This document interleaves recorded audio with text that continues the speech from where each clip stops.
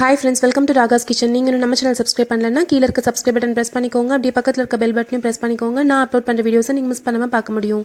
Friends, இன்னைக்கு வீடியோல கொஞ்சம் கூட கசப்பே இல்லாத சுவையான பாவற்காய் குழம்பு எப்படி பண்றதா ஃப்ரெண்ட்ஸ் பார்க்க போறோம். இது ரொம்ப டேஸ்டா இருக்குங்க. இந்த மெத்தட்ல நீங்க பண்ணீங்கன்னா கண்டிப்பா ட்ரை பண்ணி பாருங்க. நான் இன்றைக்கி 3 பாவக்காய் எடுத்திருக்கேங்க. இது எல்லாமே கொஞ்சம் குட்டி சைஸில் இருக்க பாவக்காய் தாங்க, ரொம்ப பெருசு கிடையாது. நம்ம பாவக்காய் சூஸ் பண்ணுறப்பே கொஞ்சம் சின்ன சைஸாக சூஸ் பண்ணிக்கிட்டோம் அப்படின்னா உங்களுக்கு கசப்புத்தன்மை வந்து இல்லாமல் இருக்குங்க. அதே மாதிரி ரொம்ப முதிர்ந்த பாவக்காவாக எடுக்க வேண்டாம்.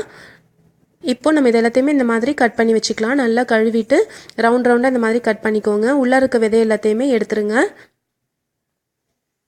நம்ம எவ்வளோ பாவக்காய் இப்படி எடுக்கிறோமோ இதில் பாதி அளவுக்கு தாங்க நம்ம வதக்குனதுக்கப்புறம் நம்மளுக்கு பாவக்காய் வரும். அதனால் கொஞ்சம் அதிகமாகவே இந்த மாதிரி எடுத்துக்கலாம். இப்போ இது கூட நான் ஒரு 3/4 டேபிள் ஸ்பூன் அளவுக்கு உப்பு சேர்த்திக்கிறேங்க. தூள் உப்பு சேர்த்து நம்ம வந்து நல்லா கலந்து விட்டுக்கலாம். இந்த ஸ்டெப் நம்ம பண்ணுறனால பாவக்காயில் இருக்க 3/4 வாசி அளவுக்கான கசப்புத்தன்மை வந்து போயிருங்க. உங்களுக்கு கொஞ்சம் கூட கசப்பே இல்லாமல் போயிடும். இப்படி ஃபுல்லாக கலந்து விட்டுருங்க. எல்லா பக்கமே உப்பு படுற மாதிரி கலந்து விட்டுட்டு இதை ஒரு தட்டு போட்டு மூடி வச்சிடலாம். ஒரு 10 நிமிஷம் இது வந்து அப்படியே ஊறட்டுங்க அந்த உப்பு தண்ணியிலையே. பாவக்காயில் இருக்க தண்ணியும் இந்த உப்பும் சேர்ந்து உங்களுக்கு பாருங்கள் கீழே வந்து தண்ணி வரும். இது ஃபுல்லாக இந்த மாதிரி நல்லா கலந்து விட்டுட்டு இப்படி பிழிஞ்சு விட்டிங்கன்னா உங்களுக்கு நல்லா தண்ணி வருங்க. நம்ம எதுவுமே தண்ணி தெளிக்க கிடையாது, உப்பு மட்டும்தான் கலந்து விட்டோம். ஆனால் அதிலிருந்து பாருங்கள் தண்ணி வருது. இந்த மாதிரி எல்லா தண்ணியும் பிழிஞ்சு விட்டுட்டு பாவக்காய் மட்டும் எடுத்துருங்க. பாருங்கள் இந்த உப்பு தண்ணியில் நல்லா கசப்பு இருக்குங்க. இதை வந்து கீழே ஊற்றிடலாம். இப்போ இந்த பாவக்காய் மட்டும் நம்ம யூஸ் பண்ணிக்கலாம். இப்போ ஸ்டவ்வில் ஒரு பேன் வச்சு 2 டேபிள் ஸ்பூன் அளவுக்கு எண்ணெய் விட்டு நல்லா சூடானதும் நம்ம பிழிஞ்சு வச்சுருக்க இந்த பாவக்காய் பீசஸை வந்து சேர்த்திக்கலாங்க. இது நல்லா வதங்கணும். கிட்டத்தட்ட ஒரு 8லேருந்து 10 நிமிஷம் நல்லா வதக்கிக்கோங்க. பாருங்கள் இந்த மாதிரி வதங்கணும். அப்போ உங்களுக்கு சுத்தமாக துளி கூட வந்து கசப்பே இருக்காது இந்த பாவக்காயில் நம்ம வந்து குழம்பு வைக்கிறப்போ. இப்போ நல்லா வதக்கியாச்சு. இதை வந்து ஒரு பிளேட்டுக்கு மாற்றிடலாம்.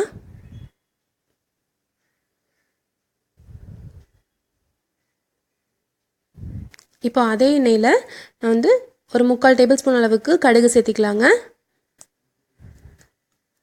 எண்ணெய் நல்லா சூடாகட்டும். சூடானதும் கடுகு சேர்த்திக்கோங்க. கடுகு பொரிய ஆரம்பித்ததும் கருவேப்பிலை சேர்த்திக்கலாம். கூடவே ஒரு 10 பல் அளவுக்கு பூண்டு வந்து நீட்டமாக நறுக்கி வச்சுருக்கேங்க, அதையும் சேர்த்திக்கலாம்.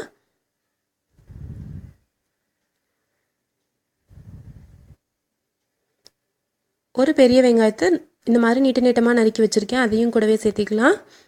இது கொஞ்சம் வதங்கட்டும்.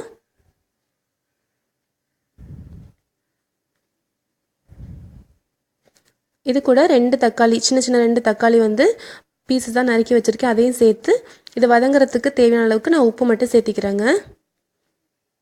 இது மூடி வச்சு ஒரு 5 நிமிஷம் நல்லா வதங்கட்டுங்க. பாருங்கள் இப்போ நல்லா வதங்கிருச்சு.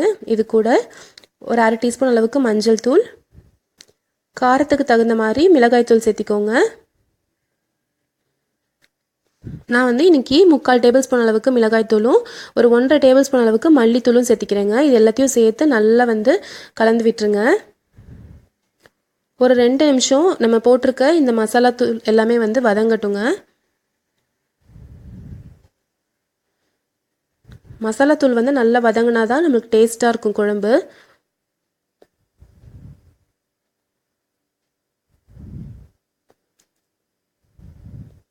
இப்போ இது கூட நம்ம வதக்கி வச்சுருக்கோம் இல்லைங்களா பாவக்காவுடைய பீசஸ், இது எல்லாத்தையுமே நம்ம சேர்த்திக்கலாம். சேர்த்து நல்லா கலந்து விட்டுருங்க.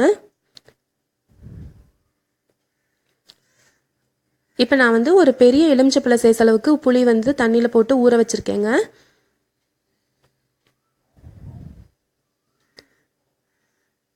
பாருங்கள் இந்த மாதிரி தண்ணியில் போட்டு ஊற வச்சுருக்கேன். பெரிய எலுமிச்சப்பழ சைஸ் அளவுக்கு புளி எடுத்து இதை நல்லா வந்து மிக்ஸ் பண்ணிவிட்டு புளி தண்ணி மட்டும் நம்ம சேர்த்திக்கலாம்.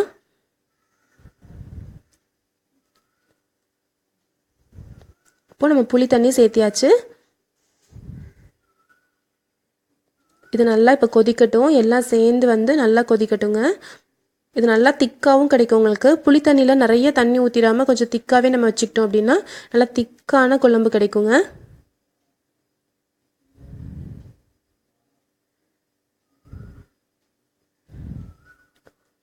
இப்போ நல்லா கொதிக்க ஆரம்பிச்சிருச்சு பாருங்கள். இப்படி நம்ம குழம்பு செஞ்சோம் அப்படின்னா கொஞ்சம் கூட கசப்பு இருக்காது. குழந்தைங்க கூட ரொம்ப ரொம்ப விரும்பி சாப்பிடுவாங்க. சுட சுட சாதத்துக்கு இந்த மாதிரி பாவக்காய் குழம்பு வச்சு சாப்பிட்டோம் அப்படின்னா ரொம்ப ரொம்ப டேஸ்ட்டாக இருக்குங்க. இப்போ கடைசியாக கொஞ்சமாக கொத்தமல்லி தழை தூவிக்கலாம். சுவையான கசப்பே இல்லாத பாவக்காய் குழம்பு ரெடி ஆயிடுச்சுங்க. கண்டிப்பாக இப்படி ட்ரை பண்ணி பாருங்கள். இந்த ரெசிபி உங்களுக்கு பிடிச்சிருந்துச்சுன்னா நம்ம சேனல் ராகாஸ் கிச்சனில் ஒரு லைக் கொடுங்க. ஃப்ரெண்ட்ஸ் கூட ஷேர் பண்ணிக்கோங்க. சப்ஸ்கிரைப் பண்ணி வச்சுக்கோங்க. தேங்க்யூ.